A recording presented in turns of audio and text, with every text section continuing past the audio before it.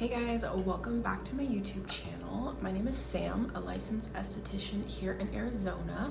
I've been an esthetician for almost 5 years, and today I want to talk about my esthetician journey, why I started it, my plans for the future, all that good stuff.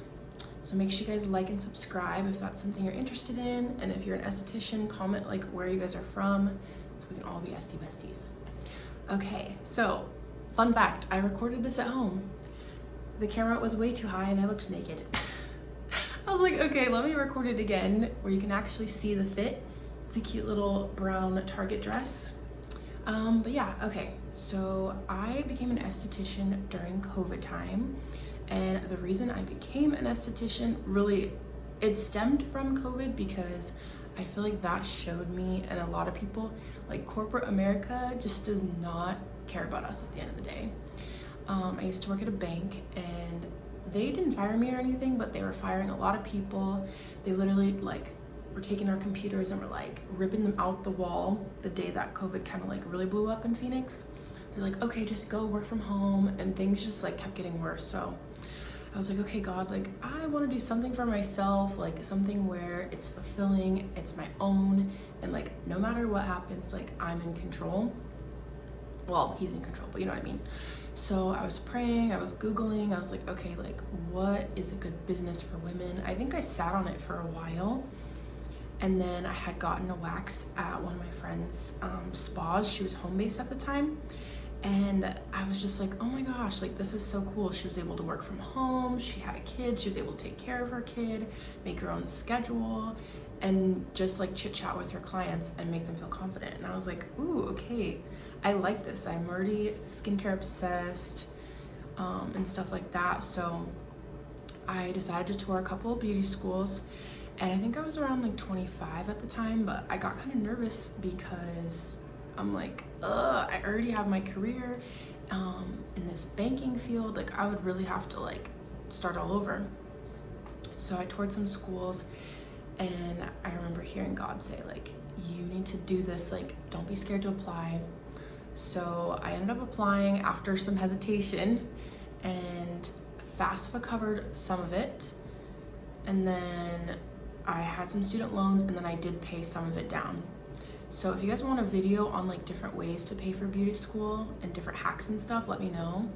I ended up going to the Studio Academy of Beauty in Tolleson, Arizona. I just picked it because it was close to where I lived at the time. Technically, if your community colleges offer it, it is cheaper, but because of COVID, it was a 2-year wait list. So I signed up for beauty school, and I was like, okay, I need to just get through this, finish it. It's only a 5 or 6 month long program, which is nice.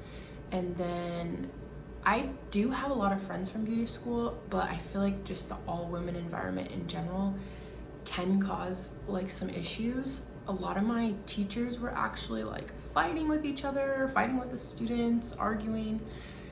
Because of a lot of drama at my school, I was like, okay, I think I'm just gonna focus on getting clients, and focusing on that. So once we were able to go into the spa, I remember posting on Facebook, the neighborhood app, wherever. I was like, come get a facial, I'm in beauty school. The school kept all the money. I didn't get to make any of it, but it gave me the opportunity to practice and then meet new people in my city and just practice not only getting clients, but selling them retail and all that stuff. And I was like, oh wait, I actually really love this. And I remember near the end of school, I had a full book, full books. And even my classmates were like, okay, I want a facial massage by you. I want a facial.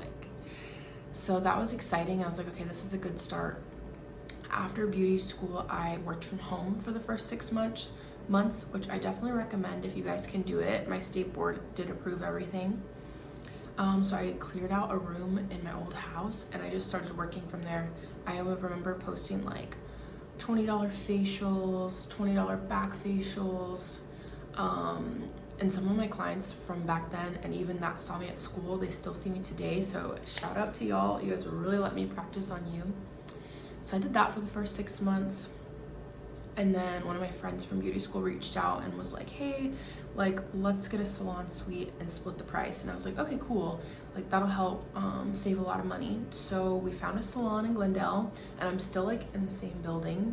I've been here for like 4 or 5 years.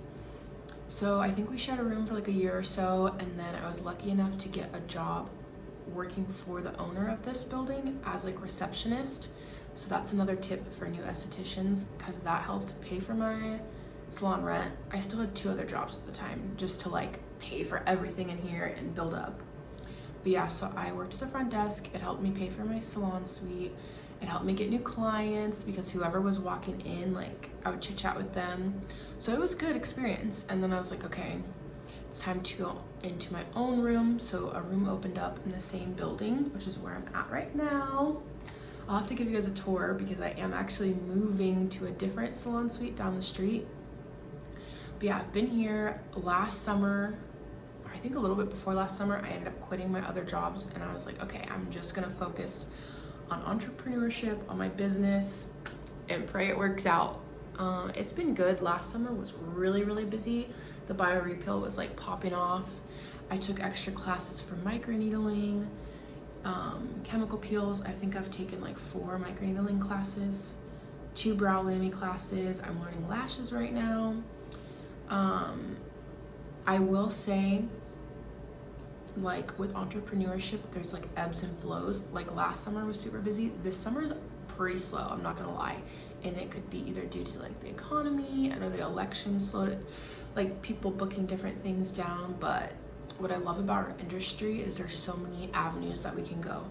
Like I sell products online. I built my Shopify back when I was working from home, so my clients can order skincare.